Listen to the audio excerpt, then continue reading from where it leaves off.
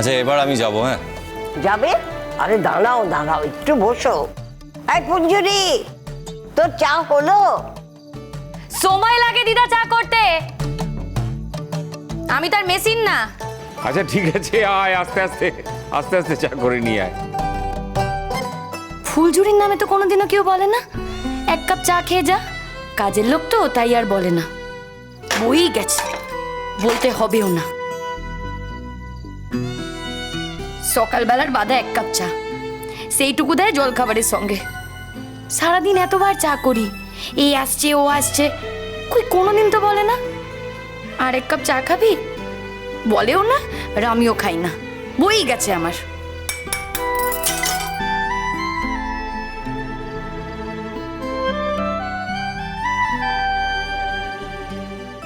ওই তো ফুলঝুরি এসে গেছে। দে সবাইকে চা দে। আমি দিয়ে দিই? আমি না না ওদিক না, ওদিক না, ওদিক না, দে আমাদেরও দে। কখন থেকে চা তেষ্টা পেয়েছে।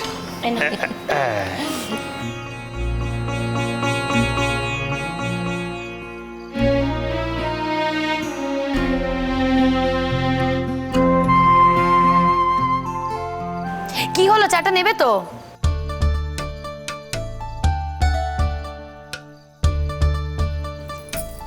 ফুলঝুরিকে যে কেন আমাকে চা দিতে বললো আমি জানি না। আমাকে চা দিতে বললে ওর মুখটা বাংলার 5-এর মতো হয়ে যায়। এই শোনো, আমি কি আরে ওর চাওয়া না চাওয়ায় কি হবে? ও এবাড়ির কে? কেউ না। তা ঠিক বলেছো পিষ্ঠামি, তোমাদের জন্য হাজার করলেও আমি এবারই কাজের লোকই থাকবো। আই ফুলঝুরি আই, কিছু মনে করিস তুই পিসুমনির কথায়? আচ্ছা পিসুমনি তোকে বললো তুই এবাড়ির কেউ না, তুই এবাড়ির কেউ না হয়ে গেলি? তাই কখনো হয়? বোকা মেয়ে কথাকার। আমরা কি তোকে কম ভালোবাসি ফুলঝুরি? আরে বাবা শোনো না, ওর এখন বোনের বিয়ে, টাকার জোগাড় করতে গিয়ে ওর মাথা একেবারে খারাপ হয়ে যাচ্ছে। ওর পেছনে তোমরা আর আজকে কেউ লেগো না। যেমন নবাবী সেরকমই তো হবে। এদিকে খেতে পায় না, বোনের বিয়েতে মোটর সাইকেল দেবে, তা কি আমাদের বাড়ির ভরসা? ভরসা তো করিনি পিষ্ঠামি, দিদা তো বলেছে যা দেবে দেবে, আমিও বলেছি আমি তাই দিয়েই সামলে নেব। কি গো বড় বউ, তুই যে বলেছিলে 2-5 হাজার টাকা ওকে দেবে, দিলে না?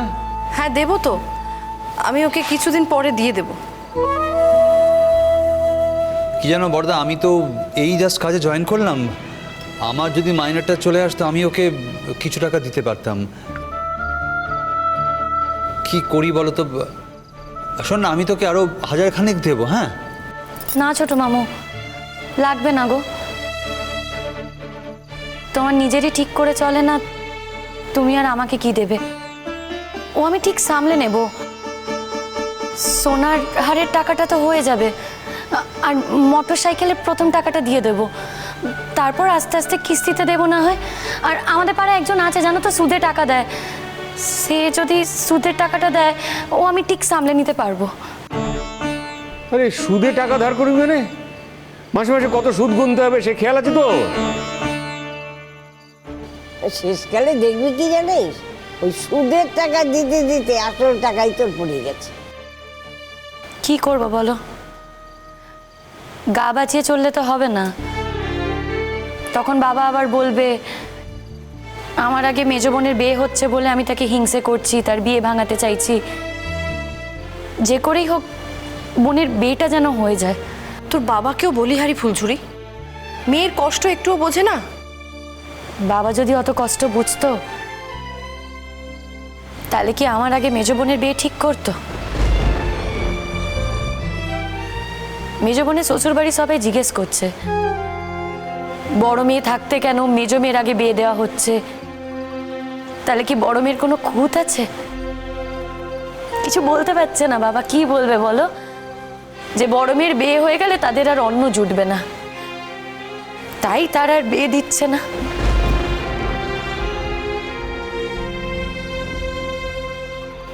আই ফুলঝুরি,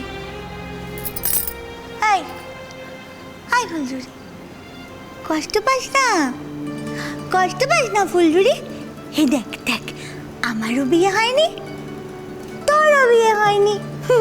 হে, আমারও বিয়ে হবে, তোরও বিয়ে হবে একদিন। হ্যাঁ রে, জানিস সানাই বাজবে, সানাই বাজবে, কত লোক আসবে, শাক বাজবে, উলু দেবে, এরম করে সবাই উলু দেবে।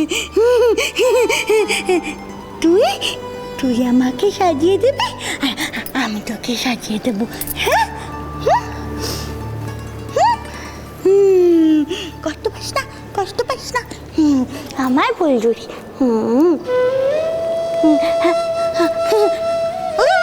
বাবা জানো, বাবা বাবা জানো জানো, ফুলঝুরির বোনের বিয়েতে আমার নেমন্তন্ন, আমি যাব। তাই নাকি মা? আচ্ছা আচ্ছা, যেও।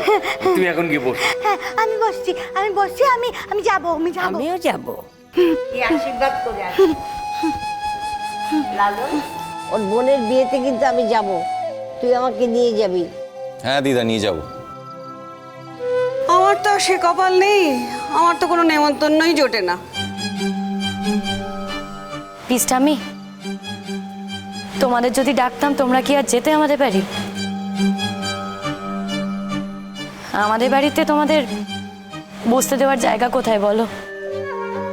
তোমাদের সাথে কি আর আমাদের জলচল চলে? দেখো, তোমরা যদি নিজে থেকে যাবো বলো, তোমরা আসতে পারো, আমি তো সবাইকে বলেছি এসো। দিদা যেমন নিজে থেকে বলেছে আমাদের বাড়ি যাবে, বোনকে আশীর্বাদ করবে, এটা তো আমাদের ভাগ্য গো। আমাদের বস্তিতে তোমাদের মতো মানুষের তো পায়ের ধুলো পড়ে না, তাই তোমরা যদি যাও এসো। কিন্তু আমি যদি বারবার করে তোমাদের সবাইকে বলি না যে আমার বোনের বিয়েতে এসো, আমার বোনের বিয়েতে এসো, তখন তো তোমরাই ভাববে যে আমি উপহারের জন্য তোমাদের বারবার ডাকছি। আর একটা কথা বলি পিস্টামি, খারাপ ভেবো না, তোমাকে আলাদা করে বললেও তুমি কখনো যেতে না আমার বোনের বিয়েতে, সেটা আমি খুব ভালো করেই জানি। তুই তো সব জেনে গেছিস, সব সময় খালি ফাটার ফাটার ফাটার ফাটার, কোনো সোজা কথা তুই সোজাভাবে নিতে পারিস না। দিদা, আমি আজকে আসি তাহলে। না না না, যাবে না লালন, লালন লালন, আমি কিন্তু একটু রাগ করেছি। তুমি কিন্তু বলেছিলে আমাকে রোজ গান শোনাবে, তুমি আমাকে 3 দিন পর গান শোনালে। ঠিক আছে মিনি দিদি, ভুল হয়ে গেছে, আমি এবার থেকে রোজ তোমাকে গান শোনাবো। খুব মজা, খুব। আরে লালন, তুমি এখানে? বাবা, তোমাকে ছেড়ে দিয়ে কি ভুল করলাম আর বলো না। আমি তো ভাবলাম আমাদের অনেক দেরি হবে, জ্যাম থাকবে, গাড়ি ঘোড়া থাকবে, তোমাকে অনেকক্ষণ দাঁড়িয়ে থাকতে হবে, সেই ভেবে তোমাকে ছেড়ে দিলাম যে মেট্রো করে চলে আসবো। বাবা, পিসিমণি, গিয়ে দেখি মেট্রো বন্ধ, শেষ হয়ে গেলাম আজকে গো। তা আমাকে ডাকতে পারতেন, আমি নিয়ে আসতাম কি। কি করেই বা বলবো, মা তো আর আগে থেকে জানতো না। আমরা বেরিয়ে দেখলাম মেট্রো বন্ধ, তাই কোথায় কতক্ষণ দাঁড়িয়ে থাকবো, তাই চলে এলাম। যাই হয়ে যাক না কেন, এই বিয়ের কদিন এদিক ওদিক অনেক যেতে হবে, যত ভিড় থাকুক, যত সময় লাগুক, আমার গাড়ি আমি ছাড়ছি না। বাবা, কি ধকল গেল, কত ঘুরে ঘুরে তারপর বাড়ি এলাম জানো। মা, কি কিনলে সেটা ঠাম্মাকে দেখাও। হ্যাঁ, দেখাচ্ছি তো। মা জানেন সোনার কি দাম, আগুনের মতন দাম, একেবারে হাত ছোঁয়ানো যাচ্ছে না। কিন্তু কি করব, কোনো উপায় তো নেই। চাকরি করা একমাত্র পিসি আমি, সোনার জিনিস না দিলে তো আবার 4টে কথা শুনতে হয়। দিচ্ছ ভালো কথা, তত কথার কি আছে। ও মেজো বৌমা, কি আনলে দেখাও। হ্যাঁ, এই তো দাঁড়াও, এই দেখো। খুব ভালো হয়েছে গো, ভালো হয়েছে? সুন্দর দেখতে। হ্যাঁ আরে বাবা, ও বড়দা, এই দেখুন, ভালো আছে?